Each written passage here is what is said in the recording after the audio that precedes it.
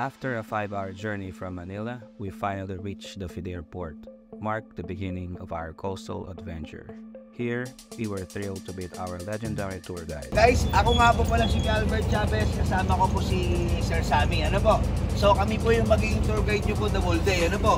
Sa ayaw at sa gusto nyo po, no choice na po kayo. Hindi na po kayo pwedeng magpalit. Ang pangalan po ng bangka natin is Marikit. Nakaroon lang po tayo ng boat ride na 10 to 15 minutes. Ano?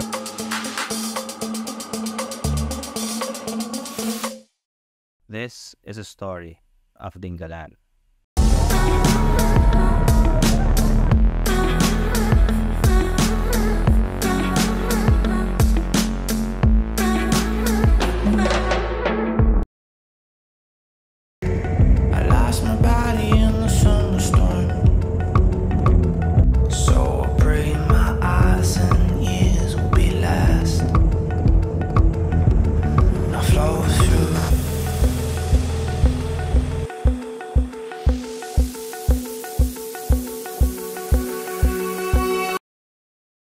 Alright, weekend gala. Andito tayo ngayon sa day tour ng Dingalan.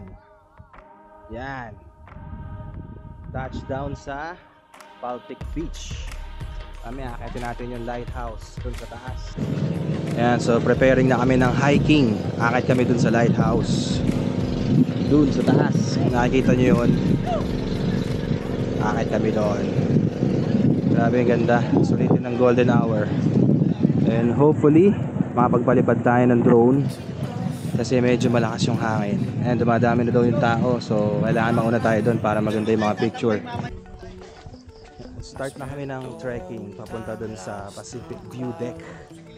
Ayan, medyo okay naman yung trail so far. Tour guide si Kuya Albert, yan. Kasi tinanong ko kanina, ba't di pwedeng akitin yung lighthouse? Eh, ang ganda ng sagot niya. Ba't ba hindi pwede, Kuya? Kasi po, dati po kasi naakit po kasi yon. Eh, nung 2016 po kasi, open siya for public. Ngayon po, nung mag-open na po ang turista sa bayan ng Dingalan, may mga, wala pa po kasi ng tour guide, so yung mga guest, nakakakit lang sila. So, ibig sabihin, pag akit po nila doon, tumakit po sila sa mismong tower. Ngayon po, wala pong guard or nagbabawal, natapakan po nila yung panel, yung pinakang solar. So nagalit po si Coast Guard, kaya pinaklose na po yung pag-akyat sa mismong tower. Yan, mga pasaway kasi tuloy na apektuhan lahat. Kaya doon nabuksan tong daan na to. Okay. See, very informative. Ay, nako. Akit ulit. Huling akit na to. Sir, Ayun, sabi. Yan, kaya tanggal na. Yan, huling akit na. Dami. Bago makita ang reward.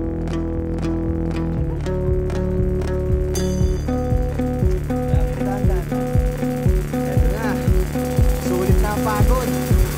Ayan.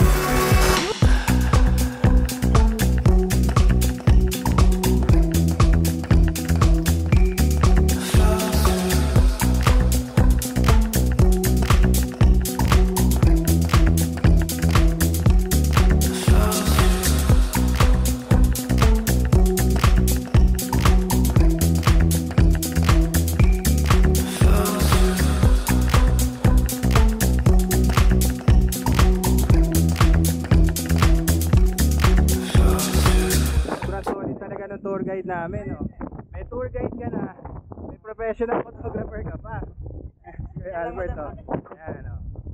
Diba? Nakita nyo? Ayan, no? Ayan, pababa na kami ngayon. Ayan, mag-stay na kami sa beach na, Kuya Albert. Hindi, sakay po tayo ulit ng bangka. Punta na po tayo island hopping tsaka Suwarak Formation, next activity. Island hopping muna. Apo. And then, mamaya mag-stay na lang doon sa beach. Lunch. Ayun, sige. Lupit ng tour guide namin. Sabi kanina sa akin ni Kuya Albert, yung isang shot niya sa akin nakatayo doon. Ako lang dong pinagawa nun. No, Kuya Albert? Yes, po. Kaya lang, di yata kita yung takot ko, pero malalaman natin. Mamaya. Alright, baba mo na kami. Dito rin tayo, sir, nahirapan kanina, no? Oo. Tapos pagdating mo sa taas, ang pangit pala ng view, no? Hindi na kami tumuloy. Hindi na po kami tumuloy. Ayan. Scam po pala nangyari doon. Balik na. Dapat sir, naligo na lang tayo eh, no? Oo nga eh. Hindi po ta, bawal Ayan, maligo. pababa na kami. Yung ibang batch, pabalik na. Papakyat. Ayan. Ayan. Kuya, kaya mo pa? Kaya mo pa? Kaya pa po. Umpisa pa lang po eh. Umpisa pa lang. Ayan, may nag-sponsor sa ating sunscreen. Paputi na ba ako? Hayaan mo na yan kuya, mawawala yung Oo nga. Okay na yan. Yan. Nadala ko kasi tire block eh. hindi ano eh. Not sure kung naririnig nyo yung audio. Masyado malakas. Papunta na kami sa island hopping. Ito yung Lanao Cave. So hindi kami pwedeng bumaba kasi masyadong malakas yung current. So iikot na lang kami. May pupuntahan kaming ibang sa ibang side na pwede kami maligo. So ayan siya.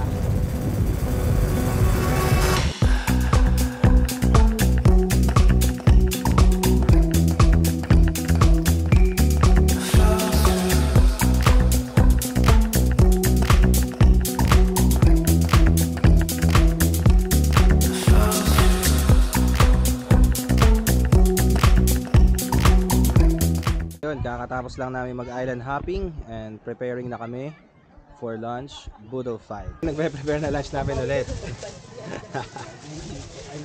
Kaya Albert ulit. Chef, chef. Kahit lunch. Sarap ng lunch. May hipon. Yan pa Pusit. yung iiwasan nyo, yung mga kinain nyo, Yan, mga pusit. matataasaan. Tilapia. Pako. Tahong. Talong. Tsaka tilapia. Meron pang pakwan. Legit na legit. Ayan, bumalik na kami sa port. Pupunta na kami ng Tanawan Falls. Siyempre kasama pa rin ang ating idol na tour guide. Ayan, si Kuya Albert. Hello po. Siya naganda ng aming masarap na lunch. Alright, we just arrived to the drop-off point going to Tanawan Falls. And magta-tricycle kami paakyat doon. Ayan, kasi sobrang tarik. Pwede trek namin. Hindi na kaya. Kotang-kota na kanina doon sa Pacific View. Kaya na-tricycle na lang kami. And going to Tanawan Falls. Ito na yung tricycle namin. Ayan, ito na yung aming ano. Gawin ka.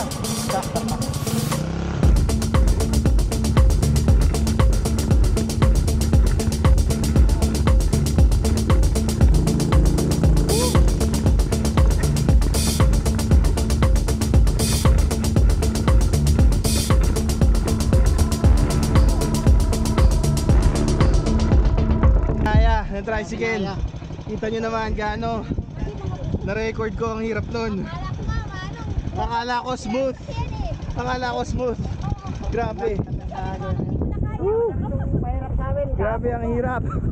Pero ang ganda, galing. Nagbibidyo. Kumanda ka lang, namarka na. Putang na ako.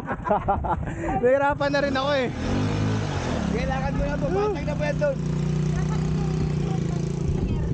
Hindi madam, anong tawag dito? Bali po kasi, mawawalan po sila ng hanap buhay. Parang 4x4 Pero, ang galing. hindi, ang ginawa nila ma'am, di ba may mga samentong part, pag malakas ang ulan, sige, doon sa taas, o sa'yo, kakaya na daw po doon sa kainan. Kakaya. Ayun, Ba- another. At this point, di mo na ka magre-record para makakapit ako. Sobrang extreme. Mamaya na yung vlog. Pagdating na lang doon. Grabe. Nakasurvive ako doon sa tricycle na yun. Pero parang kulang yung bayad kasi 40 pesos lang. Tapos hirap na hirap sila. Dapat ano, parang mas malaki dapat. Ayan, trekking na kami papunta doon sa falls. Oo nga eh. Kawawa naman si kuya. Kanina nagkukwentuhan kami. Hindi ko lang na vlog kasi nga May aso dito. ano na, kailangan ko nang kumapit dahil nakakatakot na. Anyway, ito na yung road papunta dun sa Tanawan Falls. Ayan. So trekking ulit, bababa muna kami. Ayan, nagre-rent na sila ng life vest kasi mga tatalon sila sa falls. 30 pesos per jacket. Oh, di ba? Ayan.